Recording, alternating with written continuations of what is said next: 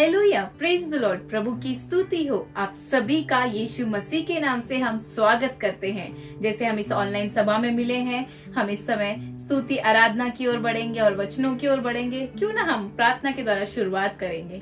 आइए अपनी आंखों को बंद करें, हम प्रार्थना करेंगे।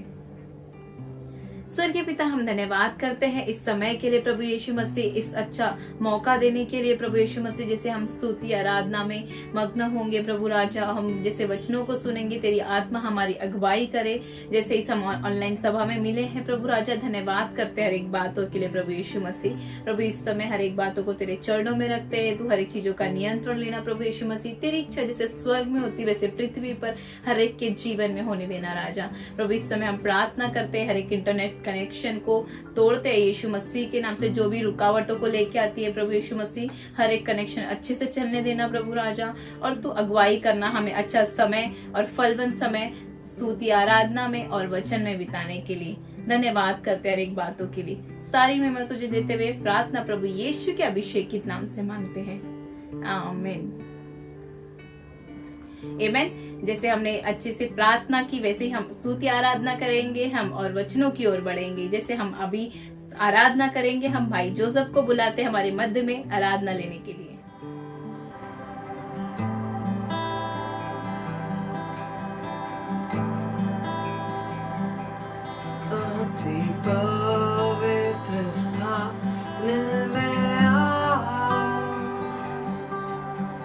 यीशु के लहू के द्वारा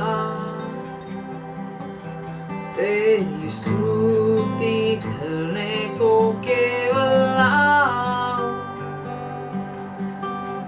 तेरा आदर मैं करूं, अति पवित्र स्थान में आऊं।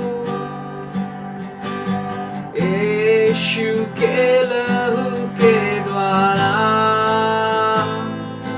तेरी स्तुति करने को केवल आओ।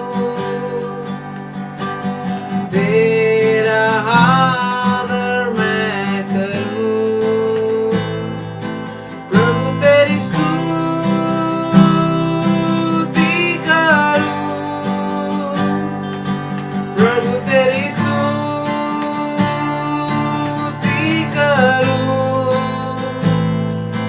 प्रभु तेरी स्तुति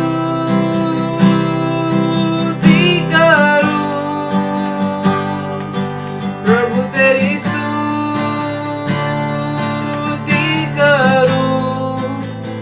तेरा नाम पवित्र पवित्र प्रभु, तेरा नाम पवित्र पवित्र प्रभु।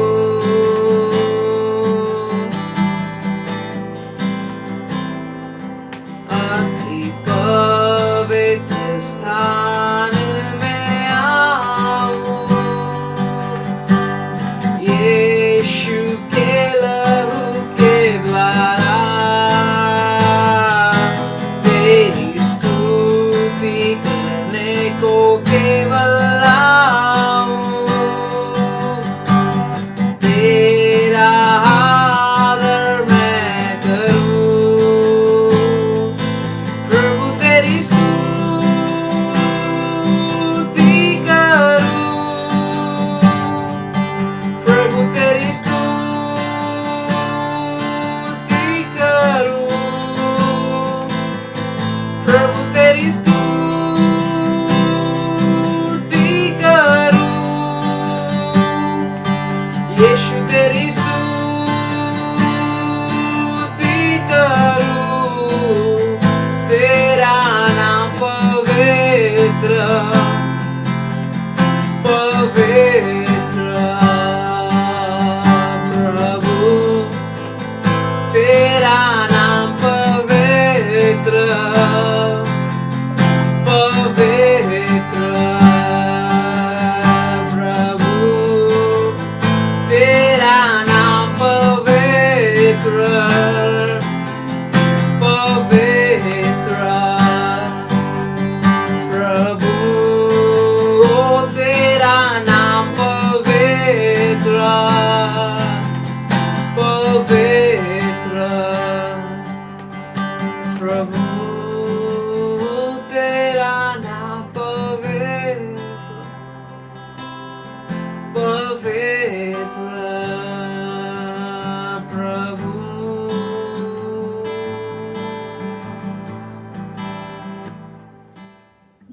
भाई जोसेफ इतनी अच्छी आराधना में अगुवाई करने के लिए। जैसे हमने अच्छा समय बिताया है वैसे ही हम आगे बढ़ेंगे और हम वचन की ओर जाएंगे। हम पास्टर गणेश का हम स्वागत करते हैं वचन बांटने के लिए हमारे मध्य में। Hallelujah, praise the Lord. कैसे आप सभी लोग? आशा करते हैं आप सभी लोग अच्छे हैं, सुरक्षित हैं अपने अपने घरों में, और जैसे कामों में भी जा रहे हैं, अलग अलग जगह पर जा रहे हैं, वहां पर सुरक्षित है। तो आइए दोस्तों, आज हम अपने अनंत जीवन के दूसरे सत्र की ओर बढ़ते हैं, और वचन में जाने से पहले आइए हम प्रार्थना करें। प्रभु, धन्यवाद करते इस समय परमेश्वर तेरे अनुग्रह, प्रेम और पवित्र आत्मा के लिए। धन्यवाद करते तेरे आशीष के लिए जो तूने हमारे जीवन में रखा, सुरक्षित रखा और तेरे अनुग्रह में रखा, उसके लिए हम तेरा धन्यवाद करते हुए कहते प्रभु कि तू कार्य करना, तू स्पर्श करना, ताकि हमारे जीवन से परमेश्वर तेरी आशीष हमेशा रहे। और वो सभी चीजें जो प्रभु तेरी ओर से नहीं है, वो सभी चीजें हम निकालते हैं यीशु के नाम से, और कहते हैं प्रभु कि तू कार्य करना, तेरे अनुग्रह हाथ में परमेश्वर हमें बनाए रखना, और परमेश्वर तेरी आशीष हम पर रखना, ताकि हम तेरे वचन को समझे, तेरे वचन के अनुसार कार्य करने वाले बने। प्रभु राजा, मैं प्रार्थना करता और कहता हूँ प्रभु कि तू कार्य करना, तू आशीष करना। इस समय को, इस पल को, इस संगति को, इस ऑनलाइन सभा को देने के लिए धन्यवाद करते हुए प्रार्थना यीशु के नाम से करते हैं, आमीन, आमीन। तो दोस्तों, जैसे हम अपने दूसरे सत्र के लिए बढ़ रहे हैं, जैसे पिछले हफ्ते हमने देखा कि अनंत जीवन के विषय में क्या है, और जैसे जीवन यीशु है, जैसे मार्ग, सत्य और जीवन मैं ही हूँ, यीशु ने कहा। आज हम बढ़ते हैं और जीवन के विषय में हम देखते हैं कि हमारे जीवन को हमें कैसे जीना चाहिए, और एक्चुअली में जीवन का सही अर्थ क्या है। सबसे पहले मत्ती का 16 का 25 हम पढ़ते हैं, और वचन पढ़ने के लिए भाई जोसेफ हमारी सहायता करें। मत्ती 16 वचन 25। क्योंकि जो कोई अपना प्राण बचाना चाहे वह उसे खोएगा, और जो कोई मेरे लिए अपना प्राण खोएगा वह उसे पाएगा। हालेलुया। तो यहाँ पे क्या कहा है? क्योंकि जो कोई अपना प्राण बचाना चाहे वह उसे खोएगा, और जो कोई मेरे लिए अपना प्राण खोएगा वह उसे पाएगा। अभी दोस्तों, इसका सही अर्थ क्या है? जैसे कि कभी कभार हम अपने शारीरिक चीजों को, जैसे कि थकान हो गया, या फिर आलसपन हो गया, या फिर जो मानसिक चीजें हैं, जैसे कि हम किसी से नाराज है, या फिर गुस्से में है, या फिर ऐसे चीजों को मन में रखकर हम कभी कभार परमेश्वर के काम को टालते हैं। वहां पर क्या होता है कि हम अपने ही जीवन को नाश की ओर ले जा रहे हैं। क्यों? क्योंकि वो चीजें हम नहीं समझ पा रहे हैं कि ये जीवन हमारे लिए नहीं, वरन परमेश्वर के लिए है, और परमेश्वर ने दिया है उसके कामों के लिए। तो जब हम इसे बचाने की कोशिश करेंगे अपने आप को इन चीजों को करते हुए, या फिर ऐसे बातों को करते हुए, तो वहां पर हम उन चीजों को खोएंगे। मगर जैसे हम परमेश्वर के लिए अपने आप को दे देंगे, भले ही हम थके होंगे मगर फिर भी उसके काम के लिए जाएंगे। अगर हम किसी ने अगर हमें दुखाया भी रहेगा, या फिर हमारे मन में किसी के प्रति कुछ नफरत भी रहेगी, मगर फिर भी हम परमेश्वर के लिए जाएंगे, तो हम अपने जीवन को पाएंगे। अभी वहां पर अपने जीवन को, अपने आप को, जैसे कि बहुत समय मैं ये देखता हूँ कभी कभार, जैसे संडे को कुछ लोग ये बहाना देते हैं कि हमें घर में पानी भरना रहता है और इसीलिए हम लेट आते हैं। जैसे कि हमें अच्छे से याद हो मार्था और मरियम की कहानी में, जब यीशु मसीह उनसे मिलने आया, और जिस तरह से उन दोनों ने अपने अपने कामों को, बोलते हैं ना कि किया। मार्था ने पूरी तरह से वो काम करने में लग गई, क्योंकि उसको यीशु मसीह के लिए कुछ बनाना था। मगर मरियम वचन सुनने के लिए वहां पर यीशु मसीह के पास बैठ गई। मगर वहां पे यीशु मसीह ने दोनों को क्या कहा? हालांकि जब मार्था ने यीशु मसीह से कहा कि यीशु मसीह मरियम से कह मुझे मदद करे, क्योंकि मैं तेरे लिए खाना बना रही हूं। अब यीशु मसीह ने वहां पे उसको क्या उत्तर दिया कि खाना बनाने से ज्यादा है प्रभु के वचन को सुनना। या तो दोस्तों, यहाँ पर परमेश्वर के लिए हमें क्या करना है, कैसे करना है, कौन सी चीजें जरूरी है, कौन सी चीजें नहीं, ये हमें समझना बहुत बहुत जरूरी है। क्यों? क्योंकि अगर हम अपने जीवन को, अपने शरीर को, अपने हर एक कामों को बचाने के लिए अगर परमेश्वर का कार्य नहीं करेंगे, ये सोचते हुए कि जाने दो, कुछ और करेंगे, किसी और दिन करेंगे, हम अपने जीवन को असलियत में खो रहे हैं। मतलब अपना हमारे मन की शांति को खो रहे हैं, हमारी सेहत को खो रहे हैं, हमारे आशीष को खो रहे हैं। मगर वही चीज हम अपने आलसपन को मार कर, अपने मन को मार कर परमेश्वर के लिए जाएंगे, तो वो सब जीवन को हम पाएंगे। कौन सा जीवन? अनंत काल का जीवन, और वो जीवन जिसमें खुशी है, जिसमें आशीष है, जिसमें बरकत है।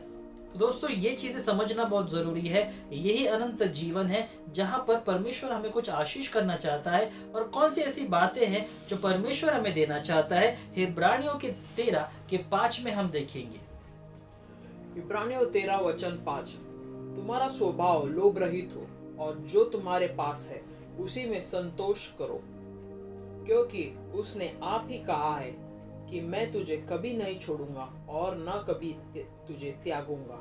हालेलुया। सबसे पहली बात कि लोभ रहित, मतलब किसी भी चीज का लोभ न रखना।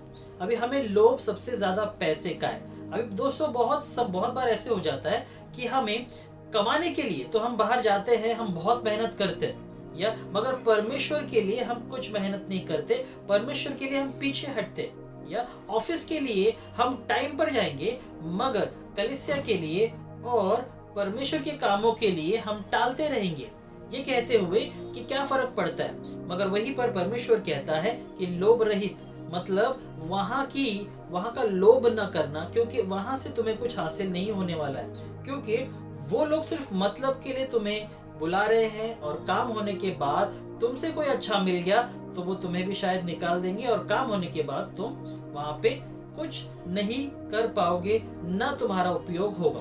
मगर दोस्तों, जब हम परमेश्वर के लिए कार्य करते हैं, परमेश्वर के पास आते हैं, वो परमेश्वर जो ये कहता है कि मैं तुम्हें कभी ना छोड़ूंगा, न कभी छोड़ा है, न कभी छोड़ूंगा, कभी भी नहीं, वो हमेशा साथ में रहेगा, तो निर्णय अपना है। तो सबसे पहले हमें लोभ रहित होना है, मतलब हर एक लालसा, हर एक जो लोभ है, जो घमंड नहीं कह सकते इसको, किसी चीज की लालच, वो छोड़ना है। या भले वो पैसे के प्रति हो, शरीर के प्रति हो, किसी व्यक्ति के प्रति हो, लोगों के प्रति हो, किसी भी चीजों के प्रति हो, वो चीजों को छोड़ना है, परमेश्वर के पास आना है। और दूसरी बात, जैसे कि कहता है परमेश्वर कि संतुष्ट रहो, या संतुष्ट रहो, क्योंकि जब तक हमारे पास है हम कर सकते हैं, मगर जब तक हमारे पास नहीं है, जब हमारे पास नहीं रहेगा तो हमें रोना पड़ेगा। और तब जब हमारे जीवन में हमारे पास है तो उसका सही इस्तेमाल करो, और जो कुछ भी हमारे पास है, जो कुछ भी छोटा ही सही, उसके द्वारा परमेश्वर की महिमा करो। और जैसे परमेश्वर का वचन कहता है कि छोटे चीज में अगर आप विश्वसनीय रहें तो परमेश्वर बड़े चीज से तुम्हें आशीष करेगा। दोस्तों, ये बहुत जरूरी है, क्योंकि जैसे अगर आप कोई भी चीजों को लेकर, अगर समझो जैसे छोटा मोबाइल ही सही, ज्यादा अच्छा कैमरा नहीं है, ज्यादा उसमें बैटरी लाइफ नहीं होगा, या फिर उसमें स्टोरेज जैसे कि जगह ज्यादा नहीं होगा, मगर फिर भी उस चीज को अगर आप अच्छे से रखेंगे, ये सोचकर नहीं कि अरे यार इसका क्या फायदा, फेंक दे रहेंगे, या फिर उसको सही रीति से इस्तेमाल नहीं करेंगे, ये सोचकर कि अगर ये बिगड़ गया मुझे अच्छा वाला मिलेगा, तो दोस्तों दूसरा शायद वैसा ही मिल जाए। मगर अगर हमने उसे अच्छे से रखा, वो परमेश्वर देख रहा है। एक चीज हमेशा याद रखिए, किसी भी काम को करते हुए, कोई भी वस्तु के साथ या किसी भी लोगों के साथ, याद रखिए परमेश्वर देख रहा है, या परमेश्वर देख रहा है। वो बॉस जो सबका बॉस है, वो देख रहा है। हम परिस्थिति को कैसे देखते हैं, वस्तु को कैसे देखते हैं, और लोगों को कैसे देखते हैं। क्योंकि जैसे पिछले हफ्ते मैंने कहा था कि अगर हमारे मन में ये सोच रहता है कि हमारे लिए अच्छा रहे, मगर दूसरों का करते वक्त, दूसरों के लिए करते वक्त हम अगर चूक जाए, या ये सोच आए हमारे मन में कि ठीक है चलता है, क्या फर्क पड़ता है, उसे कुछ भी दे दो, या फिर उसके लिए कैसे भी कर दो, कुछ फर्क नहीं पड़ता है, बट हमारे लिए हम सबसे अच्छा करना चाहेंगे। अगर ये सोच के साथ अगर आप आते हो तो कृपया करके इस सोच को बदले, क्योंकि ये सोच परमेश्वर देख रहा है। शायद ये सोच आगे वाला नहीं पढ़ पाएगा, शायद ये सोच आगे वाला देख नहीं पाएगा, मगर याद रखना परमेश्वर देख भी रहा है और सुन भी रहा है कि तुम अपने मन में क्या धारणा बना रहे हो, क्या सोच को बना रहे हो। और वहीं पर परमेश्वर कहता है कि अगर तुम इन चीजों को करोगे, जैसे कि लोभ रहित रहोगे, किसी भी चीज का ऐसा बोलते ना कि लालच नहीं रहेगा और हर एक चीज में संतुष्ट रहोगे, तो परमेश्वर कहता है कि मैं तुम्हें कभी ना छोड़ूंगा और कभी ना त्यागूंगा। यह परमेश्वर का वादा है तुम्हारे लिए। और उसी के साथ साथ यूहन्ना के 5:24 में परमेश्वर ये कहता है कि उसी तरह जैसे जो मैंने कहा है उसे करने वाले बनो। उसे हम पढ़ते हैं, यूहन्ना 5:24। मैं तुमसे सच सच कहता हूँ, जो मेरा वचन सुनकर मेरे भेजने वाले की प्रतीति करता है, अनंत जीवन उसका है और उस पर दंड की आज्ञा नहीं होती, परंतु वह मृत्यु से पार होकर जीवन में प्रवेश कर चुका है। हालेलुया। जैसे हम यहाँ पे देखते हैं कि अगर तुम जो परमेश्वर के वचन में कहा है, अगर तुम वैसे करोगे तो तुम पर दंड की आज्ञा नहीं होगी, मगर एक जीवन में तुम प्रवेश करोगे। वो जीवन कौन सा है? अनंत काल का जीवन दोस्तों। अनंत जीवन वही है जहां पे परमेश्वर देता है। अगर कोई मनुष्य देगा तो वो उतनी ही देगा जितनी उसकी सोच है। और जैसे हम अपनी सोच को बना लेते हैं कि अपने लिए तो अच्छा मगर दूसरों के लिए चलता है टाइप अगर हम रखेंगे, तो वही सोच एक मनुष्य की है। मगर दोस्तों, जब परमेश्वर देता है वो जीवन बहुतायत का जीवन होता है, जैसे हमने पहले वचन में पढ़ा था। और वो जीवन जैसे परमेश्वर यूहन्ना के 10 में कि यीशु आया जीवन देने। कौन सा जीवन? बहुतायत का जीवन देने। और वो जीवन खुशी से भरा हुआ, अच्छी सेहत से भरा हुआ है, अच्छे आशीष भरे हर एक बातों से भरा हुआ है। और वो जीवन ही दिखाने के लिए पिता ने अपना सबसे अच्छा और सबसे इकलौता भेंट दिया, वो है यीशु मसीह। या जब हम सोचेंगे हम देने के विषय में, तो जैसे हम सोचते हैं मगर परमेश्वर जैसे सोचता है उसमें बहुत अंतर है। इसीलिए परमेश्वर कहता है जैसे मैं सोचता हूं वैसे तुम भी सोचो, ताकि तुम वैसे सोच के बन जाओ जो सांसारिक नहीं मगर स्वर्गीय है। और वहीं पर हमें जीवन मिलेगा। वो जीवन अनंत जीवन है, अनंत काल का, खुशी का, आशीष का, स्वास्थ्य का, हर एक अच्छाई और खुशी से भरा हुआ जीवन है। और उसी तरह धार्मिकता और दीनता को बनाए रखने के लिए वो परमेश्वर हमें वो जीवन देता है। नीति वचन की 21वें अध्याय के 21वें वचन को हम पढ़ते हैं। नीति वचन 21 जो धर्म और कृपा का पीछा पकड़ता है वह जीवन, धर्म और महिमा भी पाता है। और जो जीवन क्या करता है? कृपा के पीछे पड़ता है, वह जीवन, धर्म और महिमा के भी पाता है। मतलब जो धर्म और कृपा मतलब धार्मिकता, परमेश्वर ने जो कहा है उसके अनुसार अगर हम करते हैं और परमेश्वर की कृपा को समझते हैं कि प्रभु तूने हम पर वो कृपा की है, और वो चीजों को जानकर समझकर अगर हम करते हैं तो वह जीवन, धर्म और महिमा को पाता है। मतलब जीवन पाता है, धार्मिकता की सही अर्थ में चलता है, और उसी तरह बोलते हैं ना कि महिमा, वो चीजें परमेश्वर हमें देगा। ये परमेश्वर का वादा है। और उसी तरह रोमियो के 14 के 7 और 8 में परमेश्वर ये कहता है कि हम परमेश्वर से हैं। इसे हम पढ़ते हैं, रोमियो 14 वचन 7 से 8।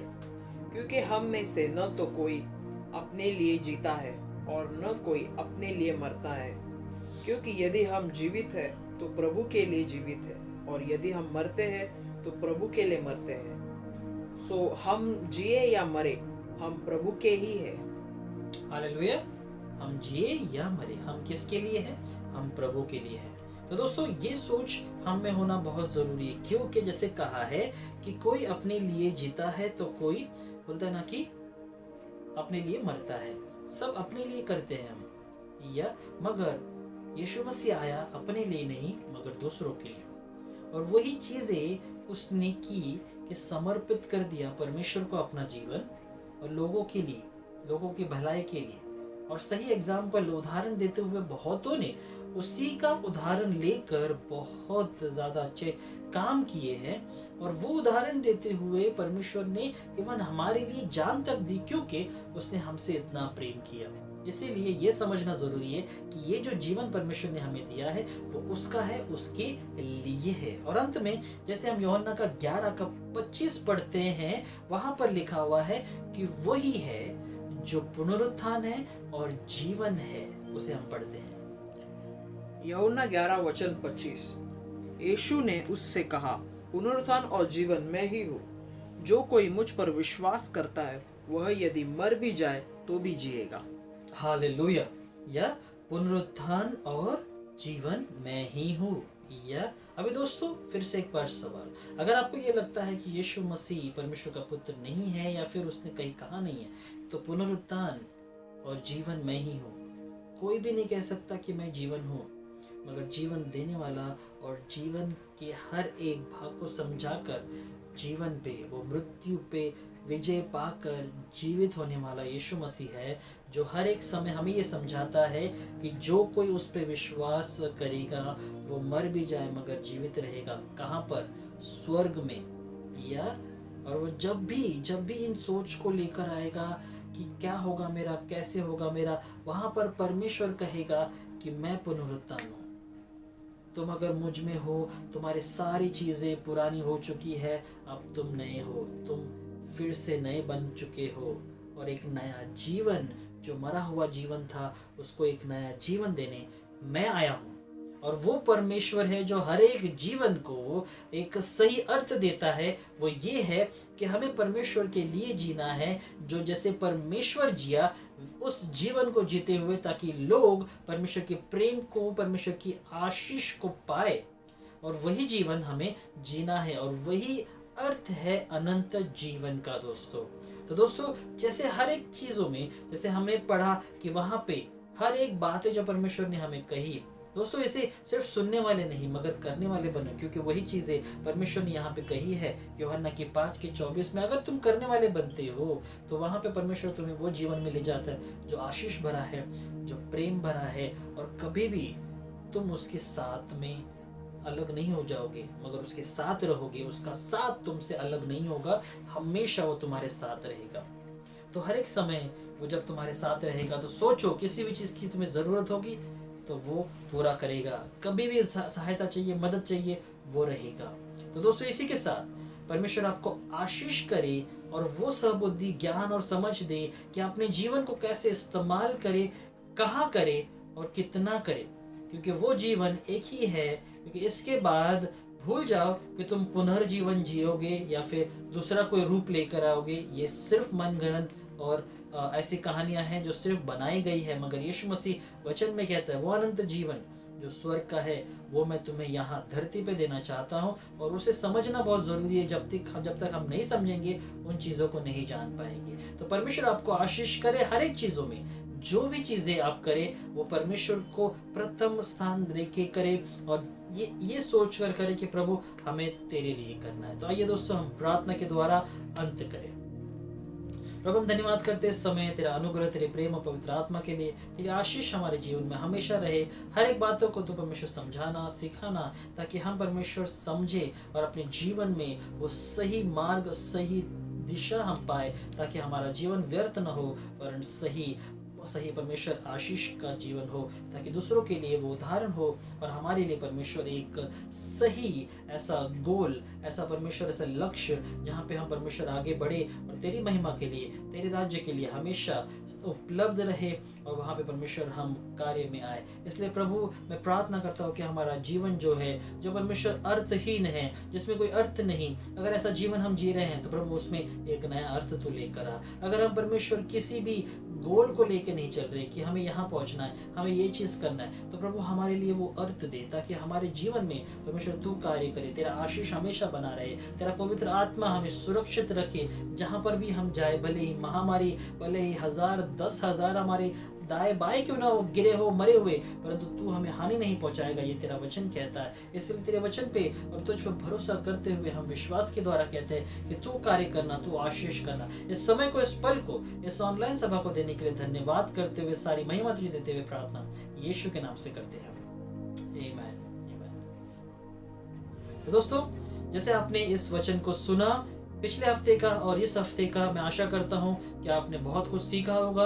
अगर आपने सीखा है तो अपने तक न रखते हुए दूसरों तक बांटे, इन चीजों को और बढ़ाए, क्योंकि परमेश्वर का प्रेम ही है जिसके लिए लोग वंचित है, और वही चीजें हैं जो हमें बढ़ाना है। परमेश्वर आपको आशीष करे, आपका हफ्ता अच्छा जाए, और अगले हफ्ते मिलते हुए आपको परमेश्वर के आशीष में रखते हुए अलविदा चाहेंगे। धन्यवाद।